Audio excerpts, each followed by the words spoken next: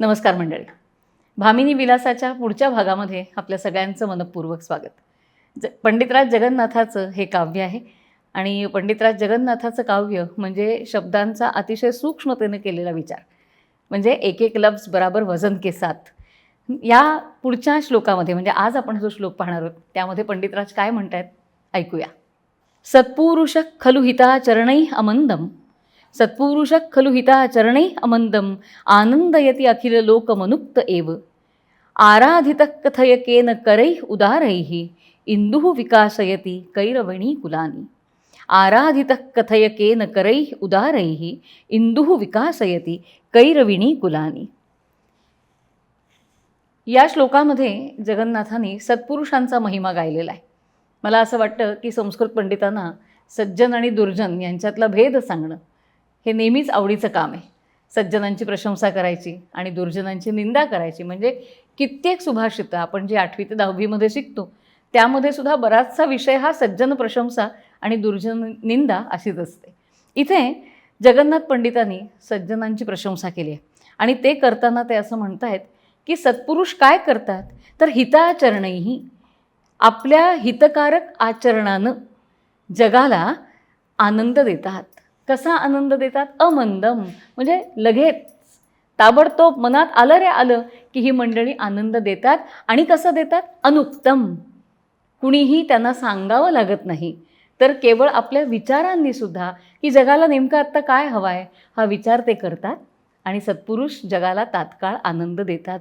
सत्पुरुषः खलु हिताचरणैः अमंदम, आनंदयति अखिल लोकम अनुक्त एव. न सांगताच ते जगाला आनंद देतात. कारण उदाहरणाशिवाय सिद्धांत स्पष्ट होत नाही आणि म्हणून संस्कृत सुभाषितांची ही खास पद्धती आहे की आधी एक सिद्धांत मांडायचा आणि त्या सिद्धांताला पोषक असं एक उदाहरण द्यायचं.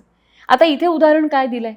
जगन्नाथ म्हणतात पहा तरी, हा जो चंद्र विकसित झालेला आहे, हा जो चंद्र उदित झालेला आहे, उदयाला आलेला आहे, त्याचे जे किरण आहेत त्याला कर म्हटलं आहे. त्याचे जे हात म्हटलेत किरणांना, हे हात कसे आहेत? उदारैही करैही, अतिशय उदार देणारे आहेत. काय देत आहेत त्याच्यातनं? अमृत देत आहेत.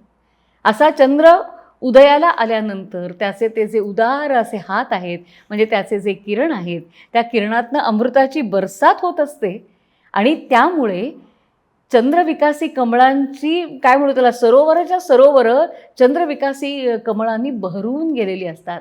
आता तुम्ही हे करा असं चंद्राला कोणी सांगतं का? त्याची कधी कोणी आराधना केलेली पाहिली आहे का? त्याची पूजा केलेली कोणी पाहिलं आहे का? आराधित कथयकेन करैः उदारैः, इंदुः विकासयति कैरविणी कुलानि. कुणी त्याची आराधना केली, कुणी पूजा केली, कुणी त्याला पत्र लिहिलं, कुणी त्याला मेसेज केला की बाबा तुम्ही आता हे असं करा म्हणून.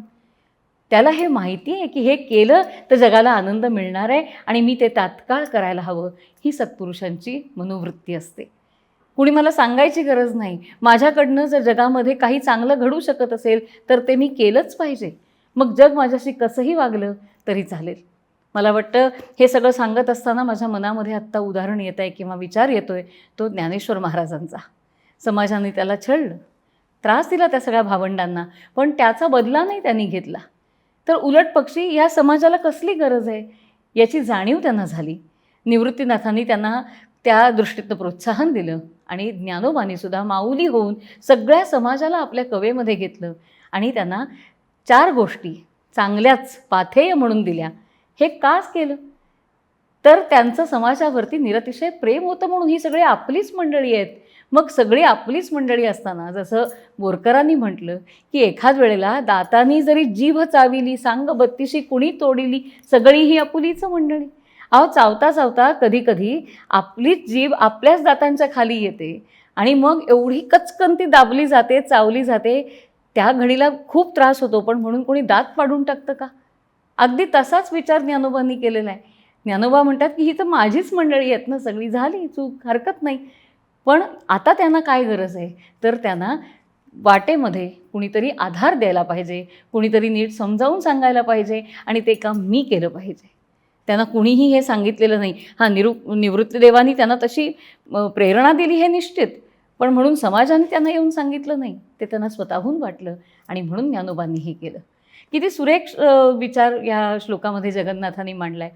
मला तर असं वाटतं की रोजचं वर्तमानपत्र उघडल्यानंतर इतक्या नकारात्मक बातम्या आपण वाचतो आणि क्षणभर असं वाटतं की ह्या सगळ्या नकारात्मक परिस्थितीमध्ये हा समाज चाललाय तरी कसा. आणि मग लक्षात येतं की काहीही न मागता आपल्याकडे जे आहे ते भरभरून देणारी जी सत्पुरुष मंडळी आहेत ना, त्यांच्यामुळे हा समाज चाललेला आहे. अहो, किती छोट्या छोट्या संस्था, किती छोटे छोटे गट म्हणूया, या समाजाच्या उन्नतीसाठी, उद्धारासाठी प्रयत्न करत आहेत. त्यांना काय मिळतं आहे त्याच्यातनं? खरं तर काही त्यांचा वैयक्तिक लाभ होत नाही, पण वैयक्तिक लाभासाठी प्रत्येक गोष्ट करायचीच नसते. आणि म्हणूनच तेच जगन्नाथ सांगतायत की चंद्र उगवतोय आणि हा चंद्र सूर्याकडून प्रकाश घेऊन तो सगळी तप्त प्रखर किरण तो स्वतःच्या अंगावरती झेलतो, पण समोरच्याला मात्र आल्हाददायक प्रकाशच देतो. हा चंद्राचा गुणधर्म आहे. आणि म्हणूनच चंद्राला नेहमीच किंवा ह्या प्रतीकाचा वापर हा नेहमी सत्पुरुषांसाठीच केला गेलेला आहे. आपल्याकडे गुरुच्या बाबतीत सुद्धा गुरुपौर्णिमाच म्हटलेलं आहे. कारण का तर गुरु हा खरं तर ज्ञान आहे आणि ज्ञानाला आपण नेहमी सूर्याची उपमा देतो, पण सूर्यसुद्धा फार जवळ येऊ देत नाही. गुरु तसा नाही. त्याच्याकडे ज्ञान विलक्षण असलं आणि अतिशय ज्ञानाने जरी तो प्रकाशित झालेला असला तरीही गुरु सूर्यासारखा नाही, तो जाळून टाकत नाही. आपल्या शिष्यांना अगदी मनमुराद त्यांना जितकं जवळ यायचं आहे तितकं जवळ घेतो, त्यांच्या पाठीवरनं प्रेमाने हात फिरवतो. आपला सहवास आपल्या शिष्यांना आनंददायी कसा होईल हे पाहतो. म्हणून गुरुलासुद्धा चंद्राचीच उपमा दिली जाते. आणि चंद्र जसा पौर्णिमेला पूर्ण कलांनी फुललेला असतो, तसा माझा गुरुसुद्धा पूर्ण कलांनी ज्या दिवशी फुलतो ती गुरुपौर्णिमा. म्हणून या ठिकाणी सत्पुरुषांसाठी, गुरूंसाठी आपल्याकडे नेहमीच चंद्राचा प्रतीक वापरलं गेलं आहे. किती सहजतेनं म्हटलं आहे, सत्पुरुष खलु हिताचरणैः अमंदम आनंदयते अखिल लोकमनुक्त एव आराधितः कथयकेन करैः उदारैः इंदुः विकासयति कैरविणी कुलान्.